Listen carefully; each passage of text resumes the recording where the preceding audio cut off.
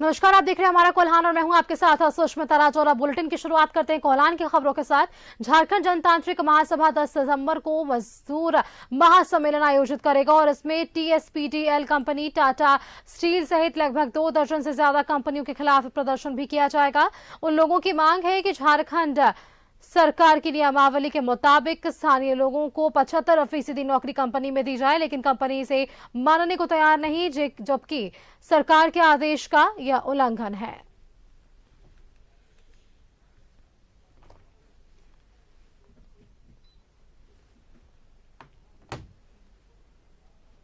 उम्मीदवारों के लिए जो कानून बनाया, उस कानून का प्राइवेट सेक्टर को पालन करना है। पोर्टल में जो प्राइवेट सेक्टर की जितनी कंपनी है, वो कंपनी को रजिस्ट्रेशन करना था और ये कोई कंपनी जो है पोर्टल में रजिस्ट्रेशन नहीं किया है, सिवाय 3 कंपनी के। लोगों ने जो आरटीआई से मांगा कि इस कानून के पालन आप कैसे कर रहे हैं और आज तक कितना जो है इस कानून के तहत लोगों को, स्थानीय लोगों को बहाली आप लोगों ने लिया है कि इस तरह का जो है आप लोगों को बांटने का काम मत कीजिए, नहीं तो ये आर पार की लड़ाई होगी। ऐसे कंपनी हम लोग झारखंड में चला। सरायकेला आदित्यपुर आरआईटी थाना क्षेत्र के एक बंद पड़े घर में चोरों ने हाथ साफ कर दिया है। उस घर से चोरों ने लाखों रुपए की चोरी कर ली है। घर के मालिक अपने रिश्तेदार के यहाँ गए थे। पड़ोसियों ने पुलिस और घर के मालिक को इसकी सूचना दी है। पुलिस ने घटनास्थल पर पहुंचकर छानबीन शुरू कर दी है। सीसीटीवी फुटेज को भी खंगाला जा रहा है।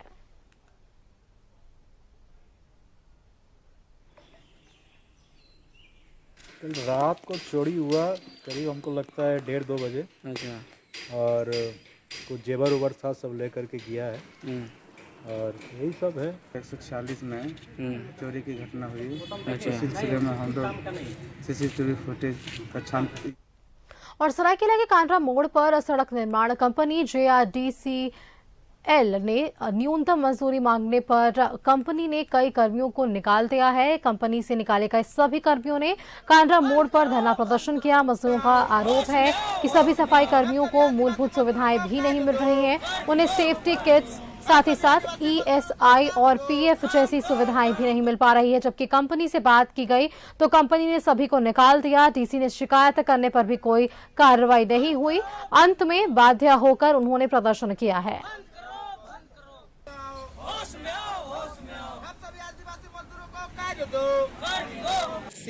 जो टाटा कांड्रा सरायकेला चौका चायवासा मुख्य सड़क का सफाई के कार्य में लगे सभी मजदूर जो पिछले 7-8 वर्षों से कार्यरत है, और ये सभी मजदूर आदिवासी मजदूर है।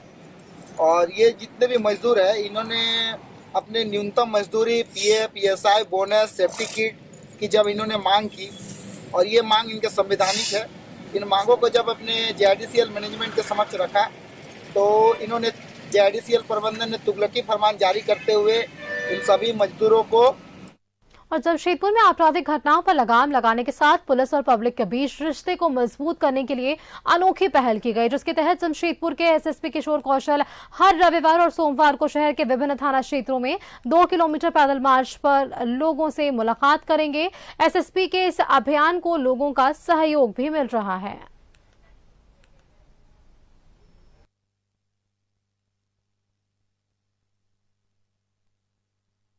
कि हर थाना क्षेत्र में हर सप्ताह में हम लोगों ने एक प्रोटोकॉल बनाया है, जबकि जितने भी थाने में जो पदाधिकारी हैं वो थाना प्रभारी के नेतृत्व में अपने क्षेत्र में निकलेंगे। एक जगह भी तय की गई है, मतलब एक दूरी तय की गई है कि किस पॉइंट से किस पॉइंट तक जाना है, जिसकी मॉनिटरिंग लगातार सीनियर ऑफिसर्स करते हैं। क्योंकि पैदल गश्त करने से कई सारे आप कह सकते हैं कि लाभ होते हैं, या लोग बाग जो हैं उनके साथ पुलिस का एक बेहतर समन्वय स्थापित हो सके, इस दृष्टि से यह पूरा का पूरा एक तरीके से कह सकते हैं। और जमशेदपुर के बागबेड़ा कॉलोनी में पानी का सप्लाई बंद होने से कॉलोनी के लोग बूंद बूंद पानी के लिए परेशान है। उधर बस्ती के लोगों ने चेतावनी दी है कि अगर 5 दिसंबर तक पानी नहीं मिला तो यह लोग बर्तन लेकर DC कार्यालय और पेयजल विभाग कार्यालय का घेराव करेंगे। आपको बताएं कि बागबेड़ा कॉलोनी में पानी सप्लाई करने वाला पंप हाउस का मोटर जल चुका है।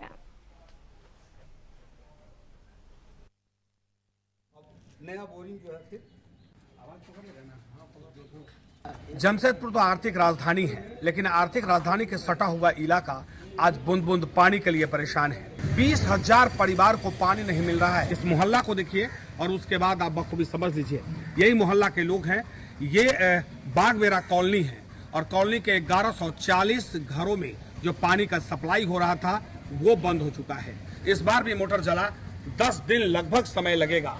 अब आप समझिए कि एक लंबा वक्त, और पानी अगर लोगों को नहीं मिले तो लोग रहेंगे कैसे।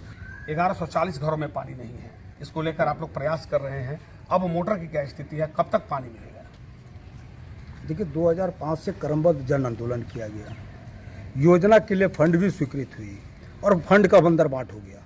ना तो लोगों को पानी सही रूप से मिल पाया और आज तक जो है लड़ाई चल रही है, यहाँ तक कि आंदोलन भी हमारा फेल हो गया। हमको मजबूर होकर के झारखंड हाई कोर्ट में जनहित याचिका दायर करनी पड़ी। इसके बाद न्यायालय का भी आदेश आ गया कि यहाँ पर स्वच्छ पानी पिलाने के लिए फिल्टर प्लांट का निर्माण करने के लिए 1,88,00,000 का स्वीकृति भी हो गया। उसके बाद भी यहाँ पर जो है 27 अप्रैल से न्यायालय के आदेश पर कि यहाँ काम चालू कर दिया गया और अभी तक कोई काम जो है यहाँ पे नहीं चल रहा है। बीच में फिर 16 सितंबर को जो है विधायक बन्ना गुप्ता जी, मंत्री और संजीव सरदार जी के द्वारा शिलान्यास कर दिया गया और उसके बाद से आज आपके सामने देख लीजिए कि 4 दिसंबर हो गया, काम जो है ठप पड़ा हुआ है। अभी मोटर जल गया है और यहाँ पर सबसे बड़ी समस्या है कि हर 2 दिन 3 दिन पर जो है मोटर जल जाती है। ये पंचायत और विभाग के चक्कर में बाग बेड़ा की ये जो 20,000 जनता, 1140 घरों की क्वार्टर जो है उसकी जनता जो है परेशान हो गई है। पानी की समस्या तो विकराल है। अब लोग हैं, बहुत लोग हैं जो सक्षम है, वो अपना डिप बोरिंग करा के अपना काम चलाते हैं और वही लोग जैसे ज़्यादा समस्या होने पर अपने पड़ोसी की सहायता भी करते हैं। पड़ोसी भले ही पड़ोसी जब खुश हो तो निश्चित तौर पर मिल जाएगा। ये सुबोध भैया के प्रयास से यहाँ पहले एक परियोजना आया, चालू भी हुआ, फिर सरकारी जो हम लोग का जो जलापूर्ति योजना है वो काम ठप करके बैठा हुआ है जब से सरकार बदली है। ये सारा प्रयास हमारे बड़े भाई के ही द्वारा ही। सही आपने कहा कि देखिए मनुष्य का जीवन का सबसे अहम चीज है जल, और जल ही अब इस इलाके में नहीं है तो लोग कैसे रहते होंगे, आप आकलन कीजिए। अपने सहयोगी ऋषभ के साथ में मनोज कुमार, न्यूज़ 11 भारत, जमशेदपुर।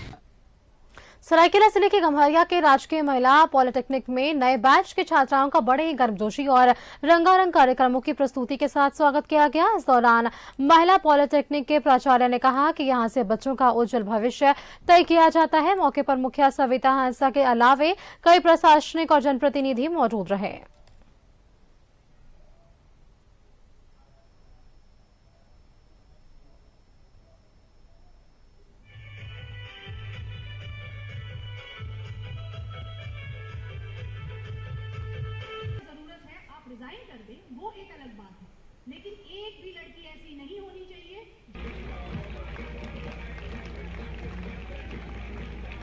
हमारा ये पर्पस है कि जो बच्चा सरकारी में आता है वो एक अच्छा बच्चा होता है, एग्जाम क्रॉस करके वो खाली मार्क्स के बल पे नहीं आता, टेस्ट देता, उसको वो सारी सुविधाएं, वो सारी फैसिलिटी कि आजकल पढ़ाई के साथ टैलेंट बड़ी ज़रूरी है, पर्सनालिटी ज़रूरी है। तो मेरा यही कोशिश है पूरे संस्थान के सभी सहयोगियों को, इन बच्चों को वो सब कुछ मिले जो एक निजी संस्थानों में या अच्छे संस्थानों में मिलता है। लिमिटेशन है लेकिन उसमें बच्चों के सहयोग से, स्टाफ के सहयोग से हमारा कोशिश है कि हम सारी। और चांडल में हाथियों के आतंक से ग्रामीण परेशान है। आपको बताएं कि कुकड़ू प्रखंड में हाथियों ने खेत में लगे फसलों को काफी नुकसान पहुंचाया। इधर वन विभाग की ओर से कोई पहल होता नहीं देख ग्रामीण खुद हाथियों को भगाने में जुट गए हैं।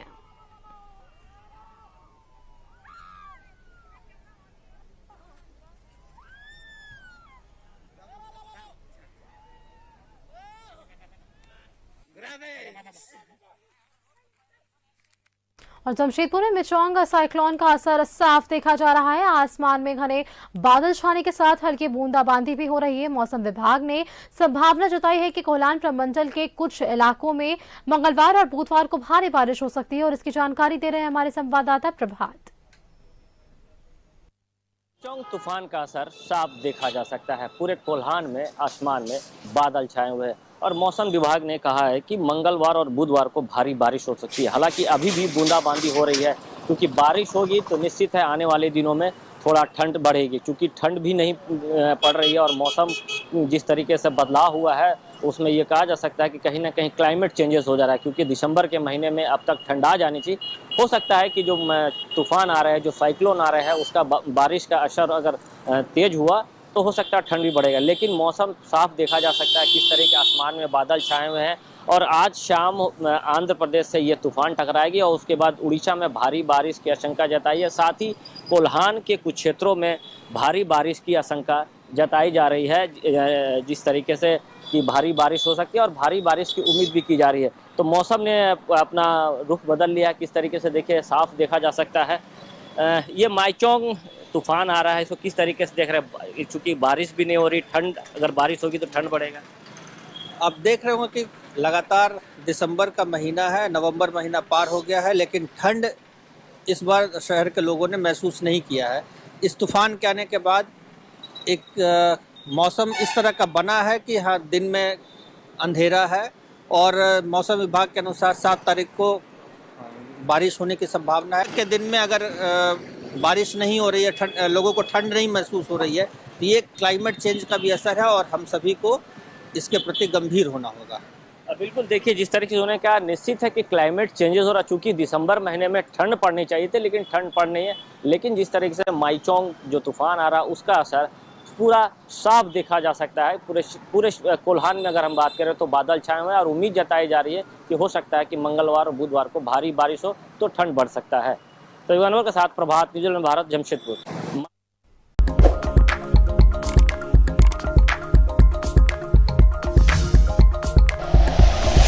Like and share videos, subscribe करें हमारा चैनल और प्रेस करें बेल आइकॉन। न्यूज़ 11 भारत, सच है तो दिखेगा।